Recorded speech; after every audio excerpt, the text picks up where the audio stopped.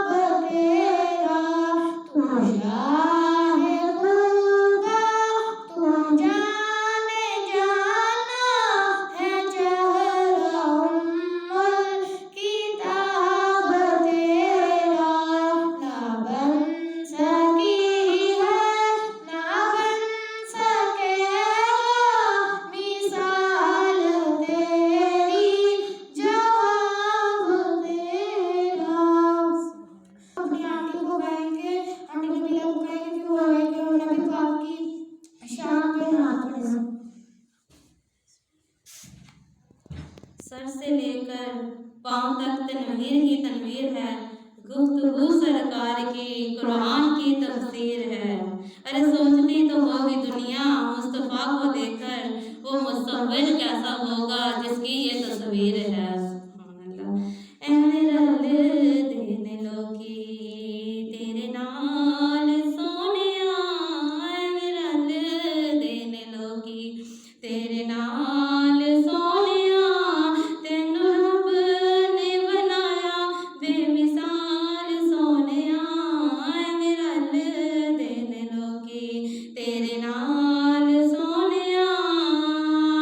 तू सच बुलाओ आका, रूह टुर पैंदे ने, मुठियां च रोड़े दी दरूद पढ़ लैंदे ने। तुसी जे बुलाओ आका, रूह टुर पैंदे ने, मुठियां च रोड़े दी दरूद पढ़ लैंदे ने। तेरे गिन गिन दसां की कमाल सोनिया, तेरे गिन गिन दसां की कमाल सोनिया, तैनू रब ने बनाया बेमिसाल सोनिया, मेरा दिल देने लोगी।